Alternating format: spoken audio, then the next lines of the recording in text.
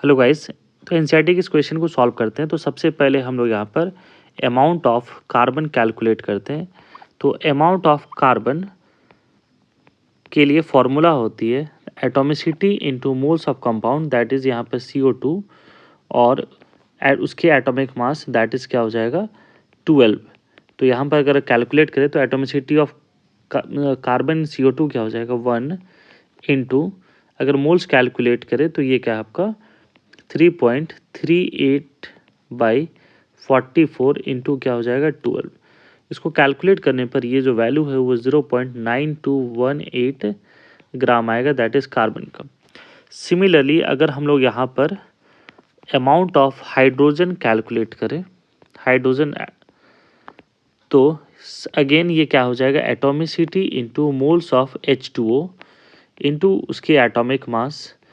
तो अगर H2O में देखें तो एटॉमिसिटी क्या है 2 है, और इसका जो मास गिवन है वो क्या है 0.69 है। तो 0.69/18 इंटू हाइड्रोजन का मास क्या होता है 1।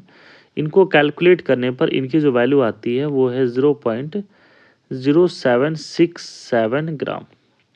तो इस तरीके से हम लोग यहाँ पर उस वेल्डिंग फ्यूल का कैलकुलेट करें तो टोटल जो मास होगा, मास ऑफ हाइड्रोकार्बन या जो वेल्डिंग फ्यूल है, अगर वो कैलकुलेट करें तो इनका दोनों का सम किया जाएगा। तो इन दोनों का सम करने के बाद ये जो फाइनल वैल्यू है वो 0.9985 ग्राम है।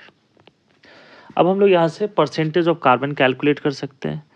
तो percentage of carbon is equal to weight of carbon, जो कि क्या है 0.9218 ग्राम में, divide by total mass 0.9985 into क्या हो जाएगा 100। इनको कैलकुलेट करने के बाद जो इनका जो ओवरऑल परसेंटेज आएगा वो आएगा ऑलमोस्ट 92.32%। सिमिलरली अगर हम लोग यहाँ पे परसेंटेज ऑफ हाइड्रोजन कैलकुलेट करें तो हाइड्रोजन का मास आता है 0.0767/0.9985 इंटू 100। हम लोग इसको 100 से माइनस करके भी कैलकुलेट कर सकते थे, और ये करने के बाद इसका जो आ रहा है वो दैट इज़ 7.68% आ रहा है, ये है परसेंटेज ऑफ हाइड्रोजन। अब हम लोग अगर एम्पिरिकल फार्मूला में लगाएं इसे, तो ये कार्बन है और ये हाइड्रोजन है, इसका परसेंटेज क्या है तो दैट इज़ 92.32, और ये क्या आ रहा है 7.68। फर्स्ट स्टेप एम्पिरिकल फार्मूला में हम लोग क्या करते हैं, जो भी गिवन परसेंट है उसको उसके एटॉमिक मास से हम लोग क्या करते हैं डिवाइड करते हैं। तो इसको डिवाइड करने के बाद क्या आ जाता है दैट इज़ ये ऑलमोस्ट 7.69 के आसपास आता है, और 7.68% इसका एटॉमिक मास क्या आ जाएगा दैट इज़ 7.68 ही रह जाएगा। अब हम लोग क्या करते हैं, जो लोअर वैल्यू है उनसे सबको डिवाइड करते हैं। यहाँ ऑलमोस्ट सबकी वैल्यू क्या है सेम ही है। तो अगर रेशियो ले तो 7.69 डिवाइड बाई 7.68, ये ऑलमोस्ट 1 के बराबर ही है। अगेन 7.68 डिवाइड बाई 7.68, इसकी भी वैल्यू क्या हो जाएगी 1 के बराबर है। इसका मतलब क्या है कि कार्बन और हाइड्रोजन का जो सिंपलेस्ट रेशियो है या एम्पिरिकल फार्मूला है वो क्या हो जाएगा CH। और अगर एम्पिरिकल फार्मूला मास की बात करें तो ये कितना आ जाएगा 12 + 1 13।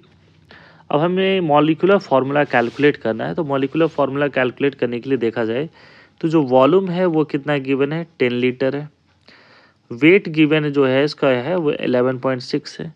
तो हम लोग यहाँ पर STP पे कैलकुलेट करते हैं तो ये क्या हो जाएगा गिवन वॉल्यूम बाय 22.4 लीटर, और ये मोल्स हो गया विच इज़ इक्वल टू क्या हो जाएगा 11.6 बाय मोलर मास, है ना, क्योंकि ये इन टर्म्स ऑफ क्या है वॉल्यूम है और ये इन टर्म्स ऑफ क्या है मास है, तो मोल्स तो बराबर ही होंगे।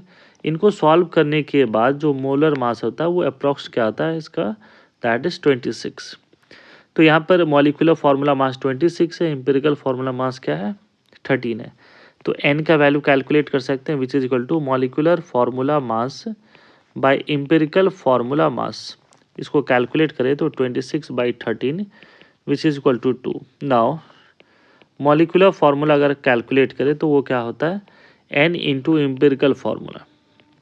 तो n की वैल्यू यहाँ पर 2 है, और एम्पिरिकल फार्मूला देखा जाए तो ये क्या आ रहा है CH आ रहा है। तो बेसिकली मॉलिक्यूलर फार्मूला क्या हो जाएगा C2H2। तो फाइनल आंसर इसका क्या हो जाएगा C2H2, that is acetylene gas. Hope you guys आपको ये चीज़ें समझ में